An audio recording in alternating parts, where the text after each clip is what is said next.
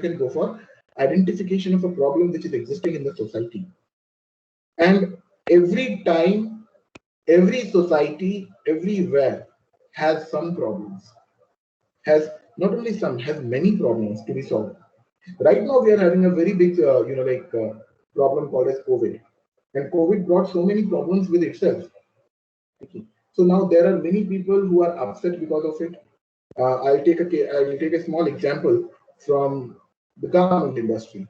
Because of the lockdown, the laborers, the people who used to stitch the garments in the garment industry, they were not allowed to go to the industries. Industries were closed down, and there was a huge loss. There was a huge unemployment.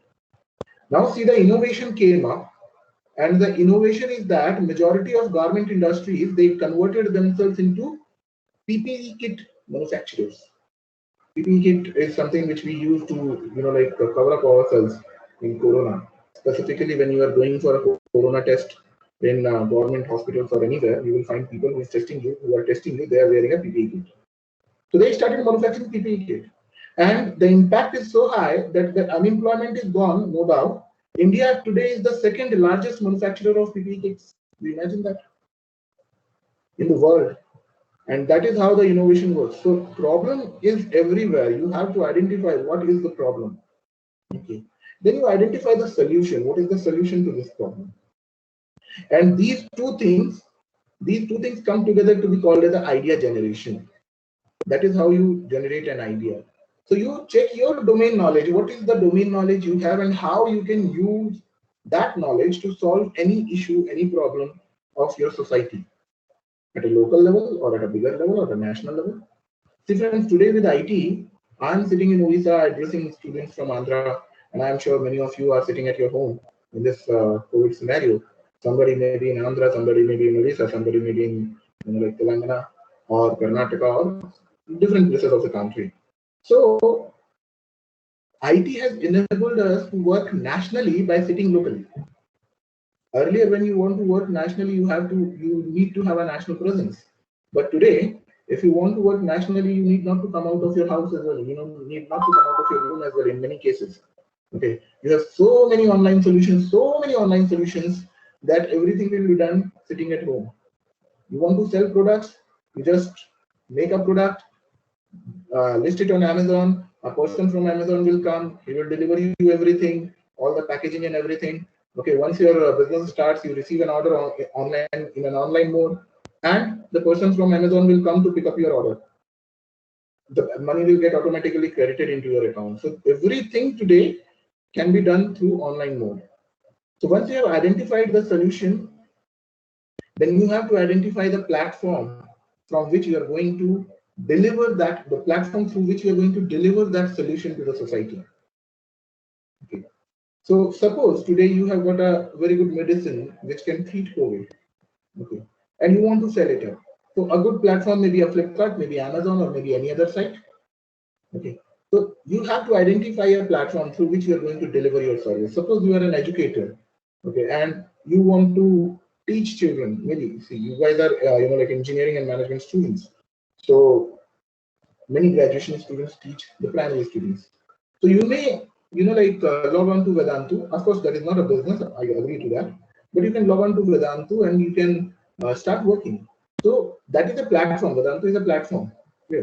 Similarly, you have to identify a platform or you have to create a platform through which you will deliver your product. And then you have to define the business process. So these are the basically 3 P's of startup: product, platform, and process. I hope you guys are getting it. First, you have to identify what is the product, which platform will help you to deliver it, and what is the process. The process must be very simple and very easy to do, easy to work. Okay, I'll share a small example here, and I'll ask a small question. Anybody who has filled up the form of BSNL for a broadband connection? I'm again going to the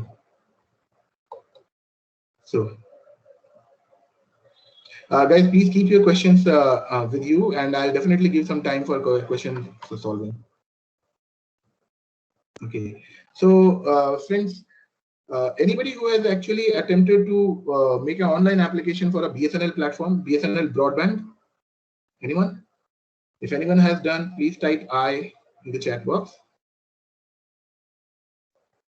I hope I'm audible. Yes, sir. Audible. You are audible. You are audible, Yes. sir. Okay. Thank you so much. So I'll just request you. You do one thing.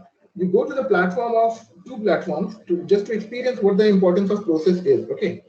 You think that you have to get a broadband connection for your like business. Okay. And you go to the platform of BSNL and make an application for your business there, right? For your broadband connection. They have some 3 to 5 pages of long pages of like form, and which will take minimum 30 minutes to fill up. Minimum. Okay. So that is one process. So second, you go to Airtel or maybe Vodafone or maybe any other service provider which is available. If you go to Airtel, they will ask you only one thing, maximum two: name, phone number, and max to max email ID, nothing else. Within 15 minutes, you will get a call, and after 15 minutes, after next 30 minutes, the person will be at your doorstep. Within next 2 hours, your broadband will be working. And that is my practical experience. I belong to, my native is Delhi NCR. And when I was working as a director of training in Pragati Consultants, we had a shift in the office. And we wanted a new connection with Airtel. So I personally filled up the form of Airtel. And to my surprise, 1 hour, 30 minutes and my broadband connection was working at the new office. Possibly that was the fastest thing set up in my office that day. So process through which you are delivering, that should be very convenient for your customer. Keep it in mind, because people may purchase your product, may use it. Okay, people may go to your platform, may order your product. Both things can be forgotten, but how they felt while using your product and while purchasing your product, that will never be forgotten. Okay, the process through which you are actually taking your customer through, that is one of the most important things and need to be designed very diligently. Okay. So coming to the next point, we already have covered up the ideation phase. Next is the preparation phase. So when you prepare, there are 3 types of feasibility analysis that are very, very essential, and I have specific examples for all this. Okay. Technical feasibility or the operational feasibility. Okay.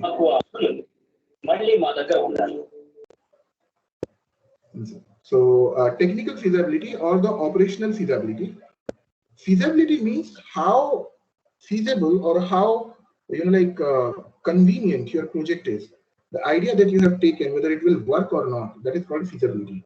So there are 3 types of feasibility analysis we generally do. One is technical feasibility, one is market feasibility, and one is financial feasibility. So financial feasibility is something which we do the first, whether we can afford the project or not, whether we have that much of investment or not, whether we have that much of money to be shared or not. That is one. Second is the market feasibility, whether the market will accept it or not. I'll just give you an example. Right now, I'm working in a small town known as Gunupur. It is a very small town with a very small population of 60,000 people only. And out of the 60,000, you can understand there are many children. And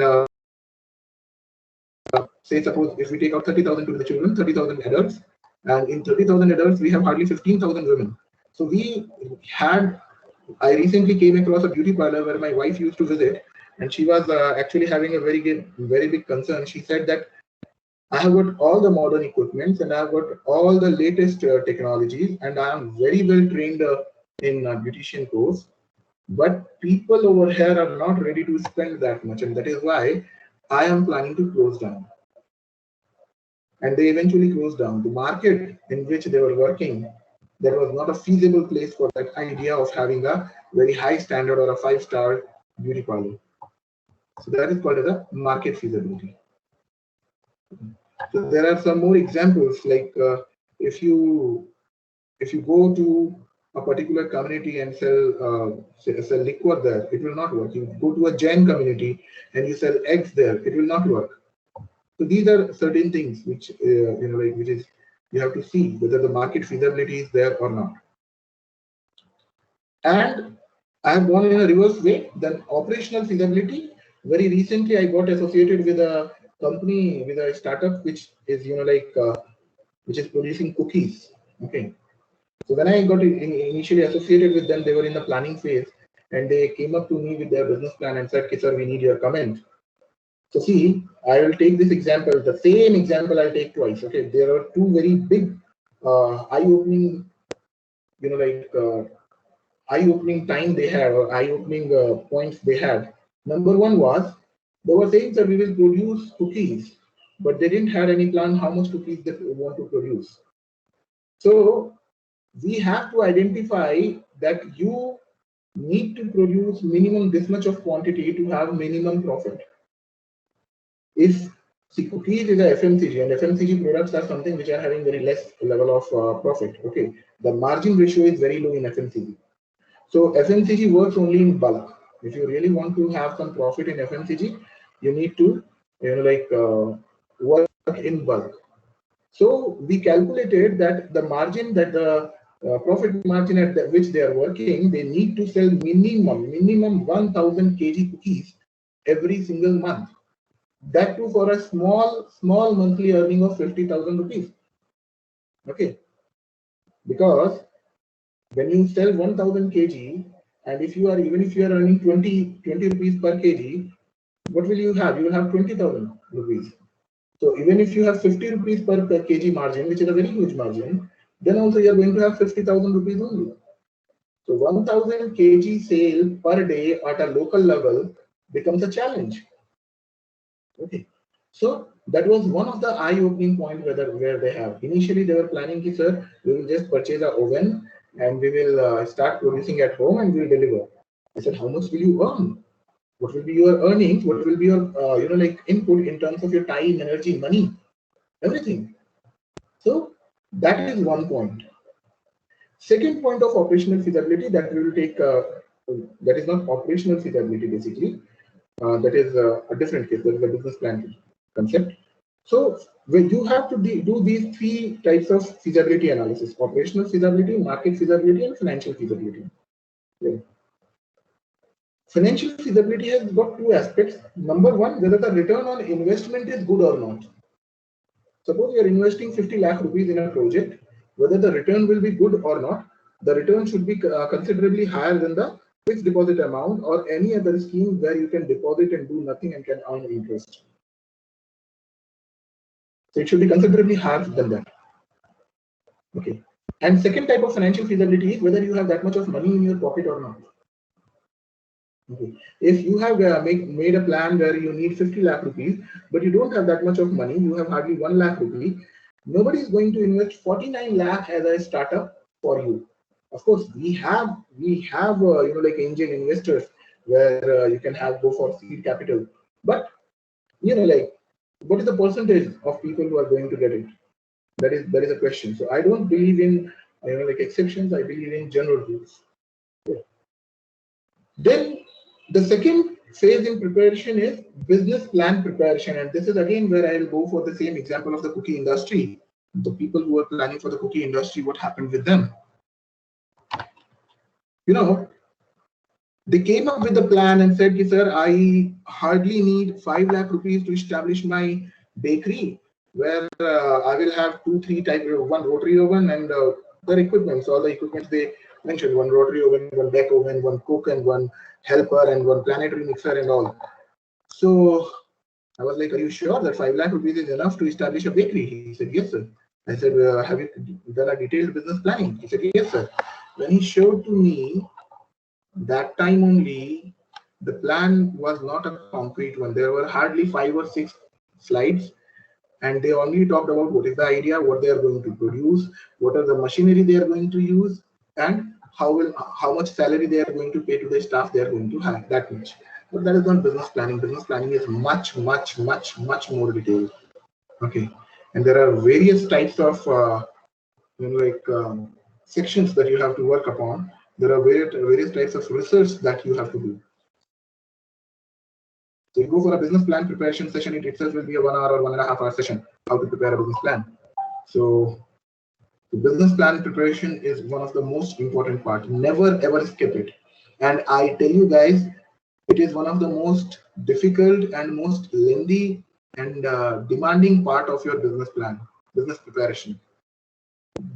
Everything is one side and business plan preparation is one side. If you do diligent planning, it will take a lot of energy, it will take a lot of effort, it will take a lot of time as well. Okay, so never ever skip on business plan preparation, because 90% of your success lies here. If you have planned your business properly, 90% chances are that you are going to get success. Mr. Rahul, sorry for the interruption. Sir.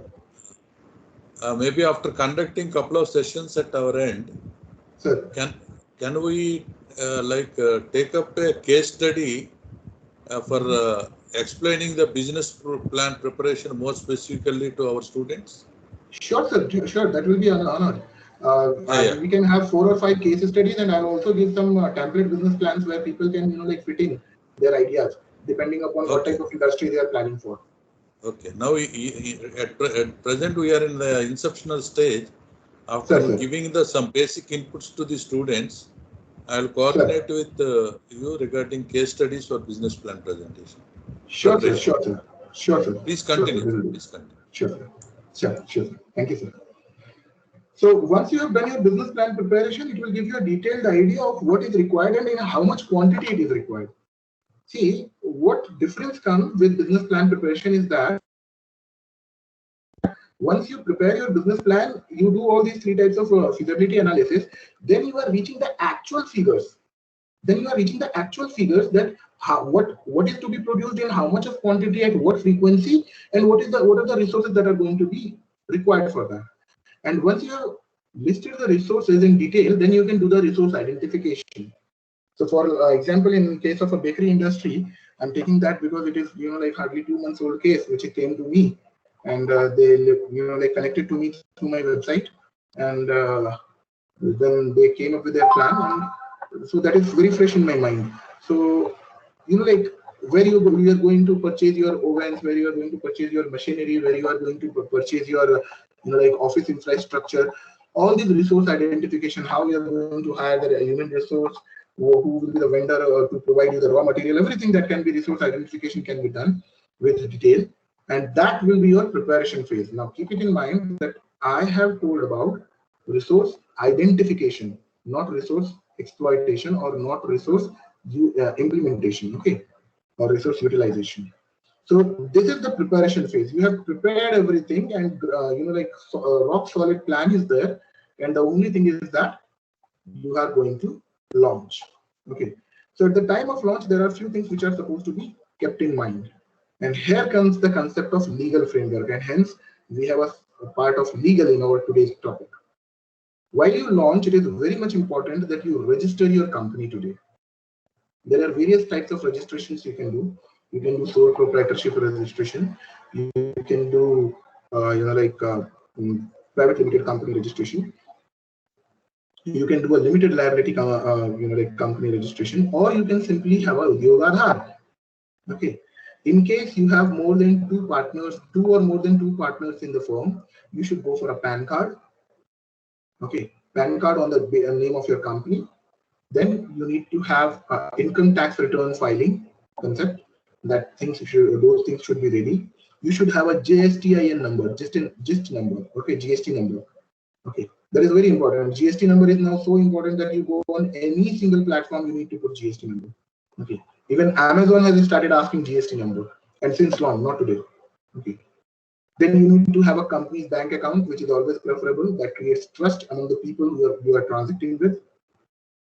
And beyond that, when we are coming to the next point, that comes under ethical part as well, which is the upcoming part of my session. Provident fund, that is PF, registration with PF, registration for your employees. Then second is Employee State Insurance Corporation, ESIC, Employee State Insurance Corporation. Do register in these 2, and I'll come up to the concept why we need it in the ethical section. We are going to have the ethical section right now after this. So that is, then we have declarations and disclaimers which you should be preparing in advance. Okay, various types of policies are there which you need to have, you need to have HR policy, you need to have privacy policy, you need to have contingency policy, you need to have return policy and cancellation policy. So especially when you are going to have online payment gateway, which is one of the most important requirement of the day.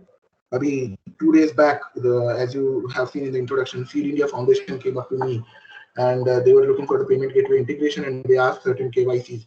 So what was missing was privacy policy, the cancellation policy, all these things were missing. Okay, so they need to get these things prepared, for which they contacted me. So this legal framework should be done. That is the first part before you launch. Okay, why it is important? Because once you have done your legal framework completely, then your system is secure. If you have taken a name, a particular name which is very, very prominent and which you feel is a very, will give you an advantage in the market. Okay, so in that case, you need to get your company registered on that trademark registered. Okay, if you have got an idea, then you need to get your idea, or if you have got a particular process or an innovative idea or something, like an innovative process, then you need to get it patented on your name. That is called as IPR, intellectual property right. Okay, so that is again a separate section. That is also a part where you can have a detailed discussion about it. And so this is IPR in itself is a very important section. So these are the legal frameworks which you need to work upon. Okay, and friends, let me discuss a few important points. Company registration will not take more than 1,500 to 2,500 rupees. When you go for a company registration with PAN card and Udyog Aadhaar, it will take with GSTIN number. I'm talking about the top 5. Okay, take the top 5 points: company registration, Udyog Aadhaar, PAN card, ITR, and GSTIN. All these 5 can be done within 2,500 rupees. Very small amount it is. And ideally speaking, Udyog Aadhaar and GSTIN and ITR, these 3 are completely free. There is no government fees as well. There is no government fees. But if you are going to a CA or you are going to a lawyer who will help you out, he will definitely charge some service charges. Okay. Company registration and PAN card are having certain government fees which you have to pay, and they are included in 2,500 rupees. So these are few things which you need to work in a legal framework. Now let us come to the ethical framework. And before I proceed, I would request you all to answer me, what exactly do you understand with the word ethics? I give you the choice whether you can unmute yourself and can speak, or you can type in the chat box, whichever is comfortable for you. So let me go to the... Yes, so anybody who can tell me what exactly is ethics?